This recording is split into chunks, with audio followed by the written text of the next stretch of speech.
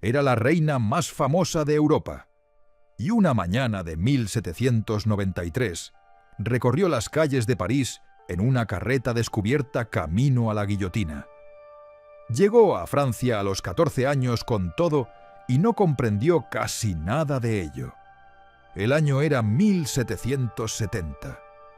La niña era María Antonia Josefa Johanna, archiduquesa de Austria, hija menor de María Teresa, la mujer más formidable de Europa, la emperatriz que había combatido a medio continente por su trono y había vencido, que había dado a luz 16 hijos y enterrado a varios de ellos y gobernado con una claridad de propósito que su hija menor pasaría su corta vida intentando replicar sin lograrlo.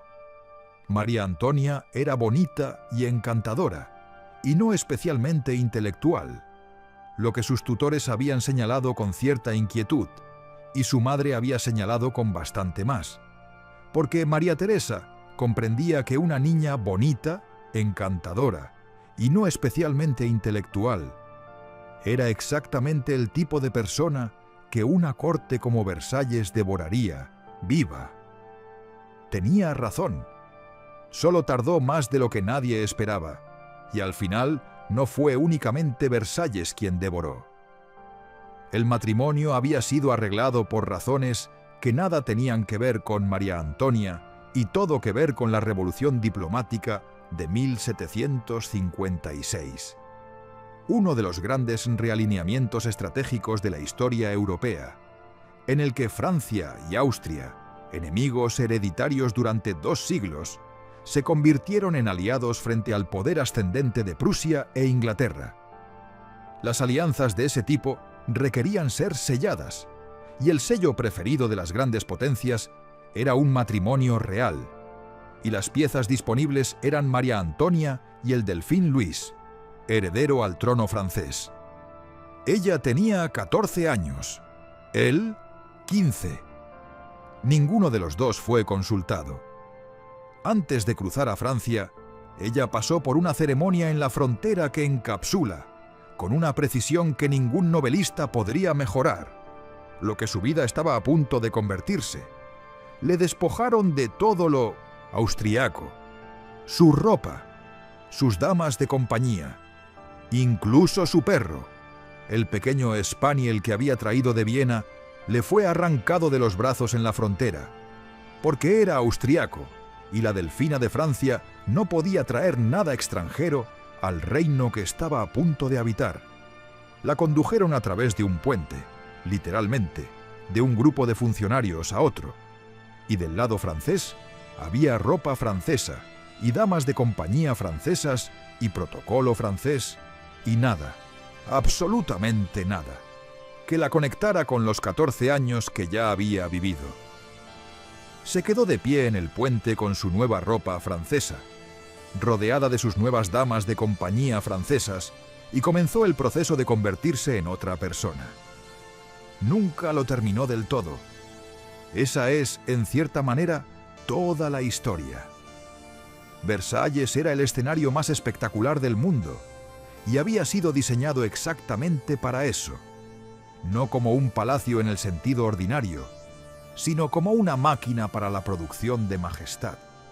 Un lugar donde cada habitación y cada corredor y cada perspectiva nunca lo terminó del todo. Esa es, en cierta manera, toda la historia.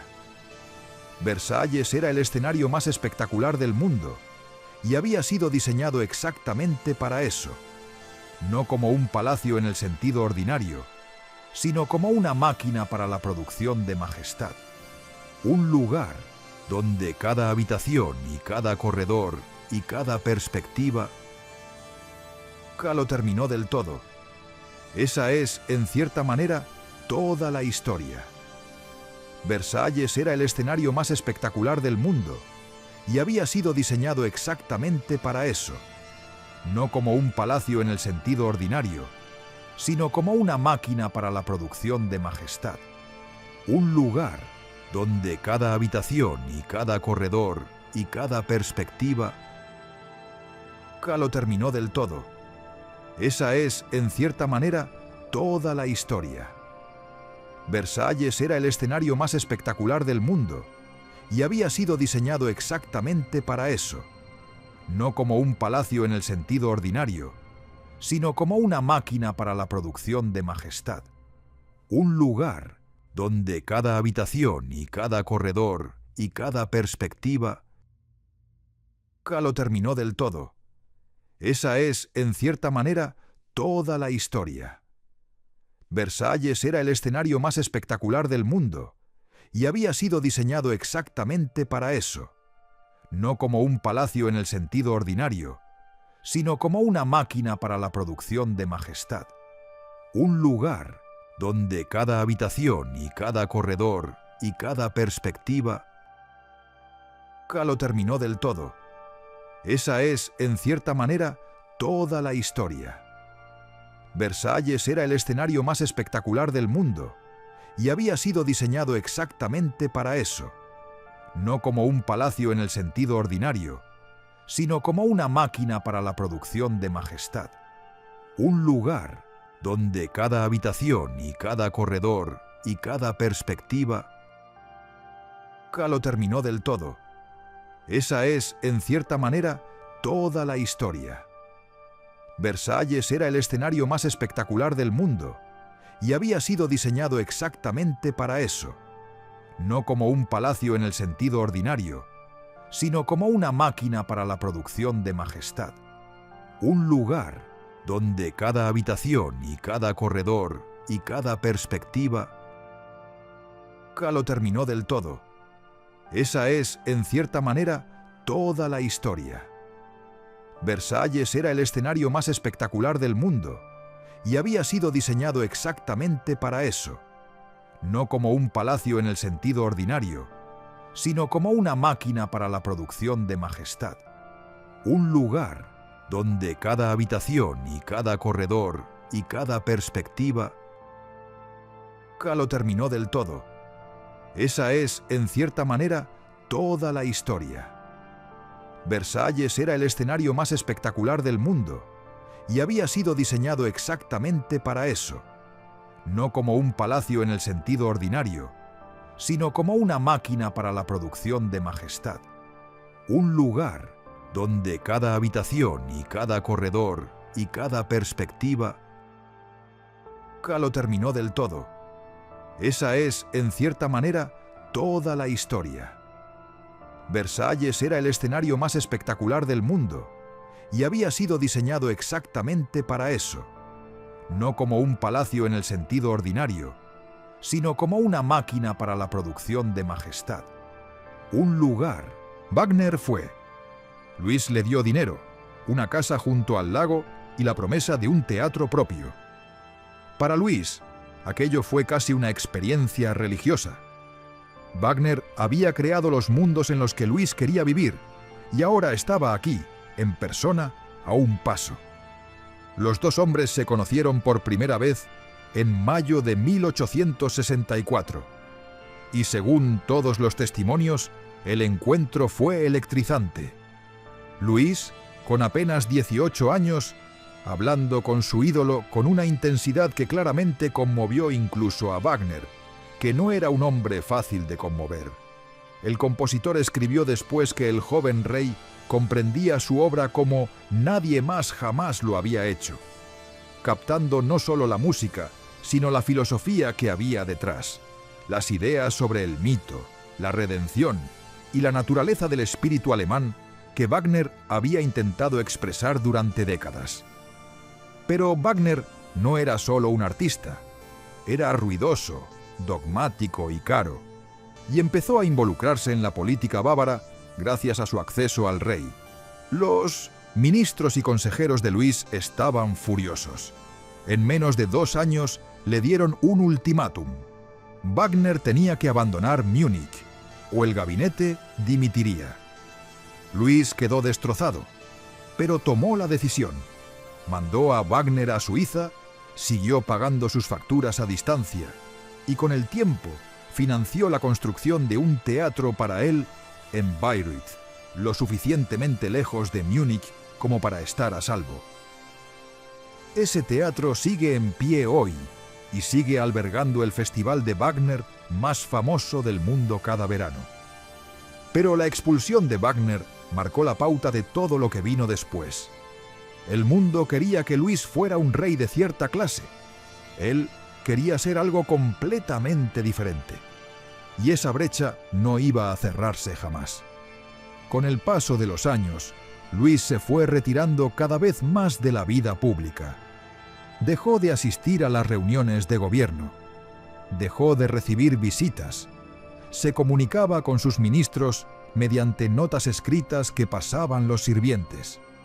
Convocaba audiencias a horas extrañas y luego las cancelaba en el último momento. Se volvió nocturno. Dormía durante el día y pasaba las noches cabalgando por los Alpes en un trineo dorado tirado por caballos blancos, con asistentes que portaban antorchas en la oscuridad de la montaña.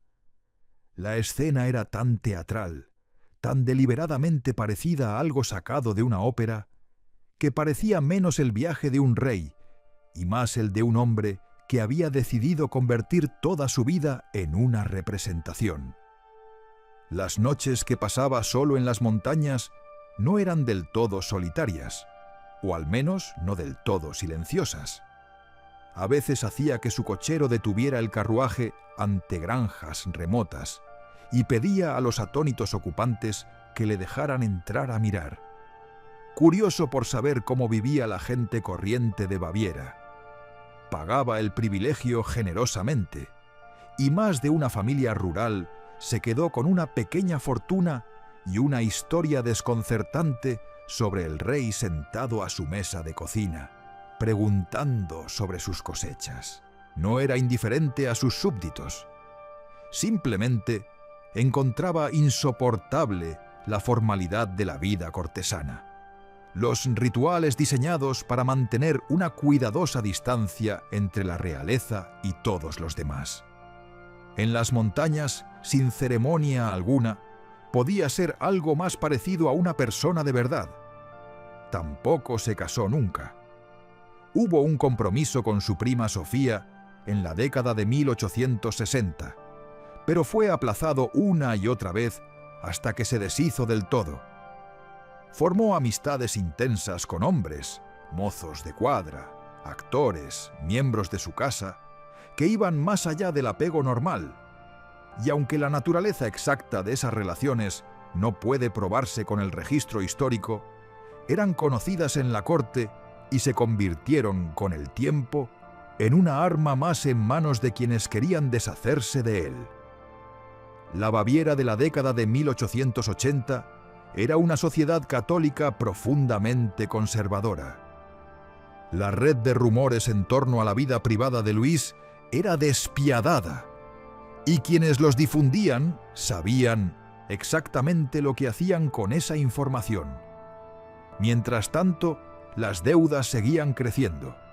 Los castillos costaban más de lo que nadie podía gestionar. Luis envió agentes a países extranjeros para intentar recaudar dinero. Se acercó al gobierno francés, al Imperio Otomano, a varios bancos y potencias extranjeras. Y nada funcionó. Se estaba quedando sin opciones, y su gobierno se estaba quedando sin paciencia. En 1885, la situación había llegado a un punto de quiebre. Los ministros que querían destituir a Luis sabían que tenían un problema. No se puede simplemente apartar a un rey de su trono sin una razón. Tiene que haber un proceso. Tiene que haber una justificación. La justificación que eligieron fue que Luis estaba loco. En junio de 1886, reunieron una comisión de psiquiatras encabezada por un respetado médico llamado Bernhard von Guden. Se pidió a la comisión que evaluara al rey y determinara si era mentalmente capaz de gobernar. He aquí lo extraordinario. Ninguno de ellos lo examinó. Ni un solo médico habló con Luis. No lo entrevistaron, no lo evaluaron, no lo observaron en persona. En cambio, recopilaron testimonios escritos de sirvientes y asistentes de la corte y relatos de segunda mano sobre su comportamiento. Y sobre la base de este papeleo, únicamente produjeron un informe formal en el que declaraban que Luis padecía una enfermedad mental incurable llamada paranoia, que era permanentemente incapaz de gobernar y que debía ser puesto bajo custodia de inmediato. El informe fue firmado el 8 de junio de 1886. Los testimonios recabados por la comisión merecen un escrutinio más detallado del que suelen recibir. Gran parte de ellos describían comportamientos excéntricos antes que peligrosos. Rechazar la comida servida en presencia de otros, exigir que ciertos sirvientes llevaran máscaras para no tener que mirarles la cara mientras trabajaban, programar paseos a las 3 de la mañana, dirigirse a retratos de personajes históricos como si estuvieran presentes en la habitación. Son comportamientos extraños. Algunos de ellos reflejan a un hombre en auténtico malestar psicológico. Pero la pregunta clave, la pregunta que debería haber sido central en cualquier evaluación honesta, es si constituían una condición clínica que le impedía comprender el mundo o tomar decisiones. Los testimonios, leídos con atención, sugieren a un hombre aislado, cada vez más ansioso e incapaz de satisfacer los requisitos sociales de su cargo. No describen claramente a un hombre que hubiera perdido el contacto con la realidad. La noche siguiente, una comisión llegó al castillo de Neuschwanstein para detenerlo. Luis, alertado por sirvientes leales, hizo arrestar a la comisión. Se quedó de pie en las almenas de su castillo inacabado y contempló las montañas. Por un breve momento, pareció posible que algo pudiera cambiar, que la pura extrañeza de la situación, una comisión gubernamental arrestada por el rey al que había venido a deponer, pudiera crear suficiente dilación para que llegara ayuda. Sus partidarios difundieron la noticia por los pueblos alpinos donde era genuinamente querido, y había campesinos y aldeanos que habrían acudido en su defensa si se les hubiera dado tiempo. No se les dio tiempo. Una segunda comisión, más numerosa, llegó el 11 de junio. Esta vez no hubo resistencia. A Luis se le comunicó que su tío, el príncipe Luitpold, había sido nombrado regente, que ya no estaba a cargo de su reino de manera efectiva, y que sería trasladado al castillo de Berg, a orillas del lago de Starnberg, para su propio cuidado y protección. Preguntó si sería tratado como un loco. Le dijeron que recibiría toda clase de consideraciones. Llegó al castillo de Berg la tarde del 12 de junio de 1886. Había sido rey durante 22 años. Era ahora, en todo salvo en el nombre, un prisionero. Moriría en menos de 24 horas. El domingo 13 de junio amaneció gris y lluvioso. Luis pasó el día bajo vigilancia constante. Le resultaba insoportable. Los asistentes rondando, los informes que se redactaban, la pérdida total de intimidad. Hacia las 6 de la tarde, le pidió al doctor von Guden si podían dar un paseo juntos por la orilla del lago. Guden aceptó. Mandó alejarse a los asistentes que normalmente los habrían acompañado, diciendo que como médico supervisor era compañía suficiente. Los dos hombres se alejaron hacia el lago. A las 8 en punto no habían vuelto. A las 9 comenzó la búsqueda. A las 10, en la oscuridad, fueron encontrados 2 cadáveres en las aguas poco profundas del lago de Starnberg, a unos 100 metros de la orilla. El agua tenía aproximadamente la altura de la cintura, quizás 1,5 metros como mucho. Luis fue encontrado boca abajo. Guden fue encontrado cerca de la orilla, con heridas visibles en la frente y el cuello. Ambos hombres estaban muertos. La explicación oficial, dada rápidamente en las horas y días siguientes, fue simple.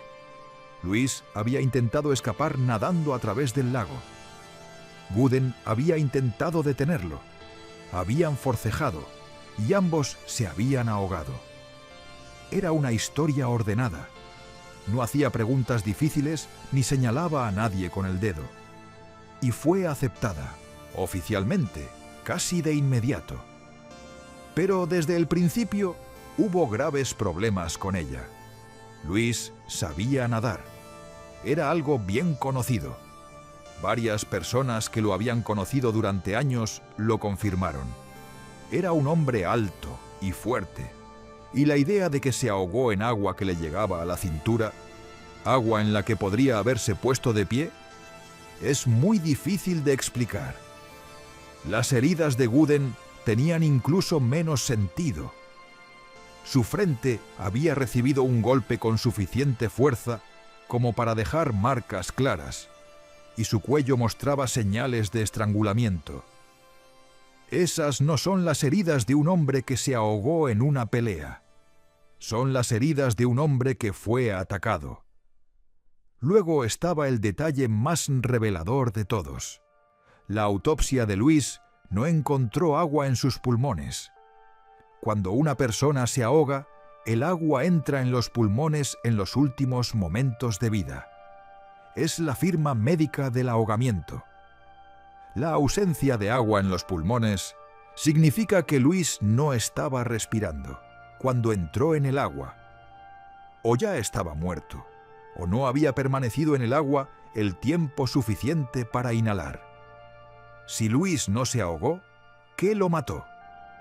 La teoría más seria, respaldada por análisis forenses realizados en el siglo XX, es que fue baleado, que fue asesinado con una bala antes de que su cuerpo fuera colocado en el lago para simular un ahogamiento.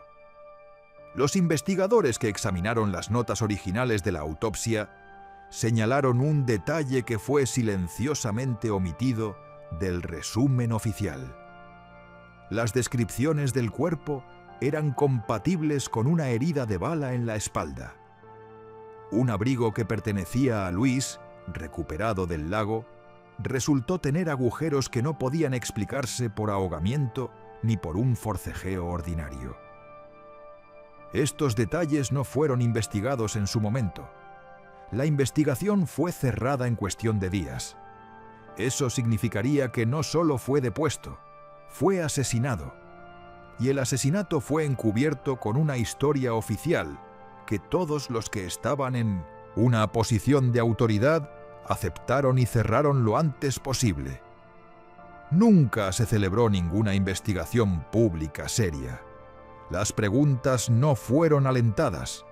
Algunos de los registros oficiales fueron clasificados por el gobierno bávaro y mantenidos fuera del alcance de los investigadores durante décadas. Los gobiernos no sellan documentos sobre accidentes. Sellan documentos sobre cosas que no quieren que se examinen demasiado de cerca. Hay otro misterio que subyace al político, y puede ser igual de importante. ¿Estaba Luis II realmente loco? ¿O fue la locura simplemente una herramienta conveniente para destituir a un rey con el que su gobierno ya no quería lidiar? El informe psiquiátrico utilizado para deponerlo describía a un hombre que evitaba las apariciones públicas, gastaba sin medida en proyectos personales, prefería un pequeño círculo de compañía a las responsabilidades de la corte y era incapaz de desempeñar las funciones de un monarca constitucional moderno. Todo eso era cierto, pero describe a un rey inusual, difícil e impráctica, no necesariamente a un loco. Luis nunca fue violento. No perdió el contacto con la realidad de la manera en que suele ocurrir con las enfermedades mentales graves. Diseñó sus castillos con genuinos conocimientos arquitectónicos. Mantuvo correspondencia inteligente con artistas, compositores y filósofos a lo largo de toda su vida. Las personas que trabajaron estrechamente con él Sirvientes, constructores, músicos solían describirlo con calidez y admiración. Era excéntrico, exigente y a veces imprevisible. Pero excéntrico no es lo mismo que loco. Los 4 médicos que firmaron su informe psiquiátrico nunca lo habían visto. Ni una sola vez. Hicieron su diagnóstico a partir del papeleo proporcionado por los mismos ministros que querían que fuera destituido. Según cualquier estándar médico moderno, y según muchos estándares que ya existían en 1886. Eso no es un diagnóstico, es un veredicto alcanzado de antemano, con el papeleo reunido después para respaldarlo. Y el hombre declarado demasiado loco para gobernar había creado Neuschwanstein, había financiado Bayreuth y había configurado el desarrollo de la ópera y la arquitectura de maneras que perduraron mucho después de su muerte. Más de 1 millón de personas visitan cada año su supuesta locura. Luis II de Baviera fue enterrado en Múnich el 19 de junio de 1886, 6 días después de su muerte. Acudieron miles de personas. Los campesinos de la montaña bajaron desde los pueblos alpinos donde era amado. Artistas y músicos llegaron de toda Alemania. Las calles de Múnich, la ciudad que había pasado su reinado evitando, se llenaron de dolientes. Dejó atrás 3 castillos, cada uno un monumento al mundo que había preferido al que le fue dado. Dejó atrás Bayreuth, el teatro festival que sigue representando a Wagner cada verano y atrae a públicos de todo el mundo. Dejó atrás un misterio que nunca ha sido resuelto. Un cuerpo en aguas poco profundas sin agua en los pulmones. Un médico con heridas que no encajan con la historia oficial. Documentos sellados. Un veredicto apresurado y 130 años de preguntas sin respuesta.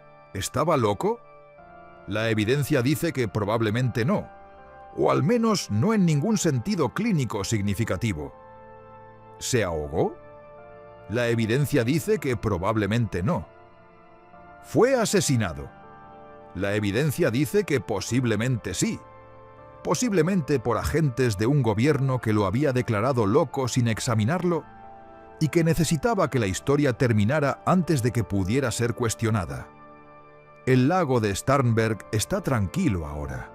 La gente pasea por sus orillas en las tardes de verano y mira el agua. Hay una pequeña cruz erigida cerca del lugar donde fueron encontrados los cuerpos, un sencillo marcador para una muerte complicada. Los castillos que Luis construyó con dinero prestado, los castillos que sus ministros señalaron como prueba de su locura, se han convertido en algunos de los lugares más visitados de Alemania. Solo Neuschwanstein atrae a más de 1 millón de visitantes al año. Se puede ver desde kilómetros de distancia en un día despejado, con sus torres blancas, emergiendo sobre el oscuro bosque de pinos, con el aspecto exacto de lo que pretendía ser, un cuento de hadas hecho realidad. El rey que lo construyó fue encontrado boca abajo en 1,5 metros de agua. Tenía 40 años. Había sido rey durante 22 años. Había sido depuesto por médicos que nunca hablaron con él y estaba muerto en menos de 24 horas tras su deposición. Seguimos sin saber quién lo mató, ni cómo, ni si la orden vino de dentro de su propio gobierno o de algún otro lugar. Solo sabemos que el momento fue muy conveniente para algunas personas y que el agua era demasiado poco profunda para ahogarse, y que el misterio sigue abierto, más de 130 años después, en una tarde gris de junio en Baviera, en las frías aguas de un lago donde un rey entró y no volvió a salir con vida.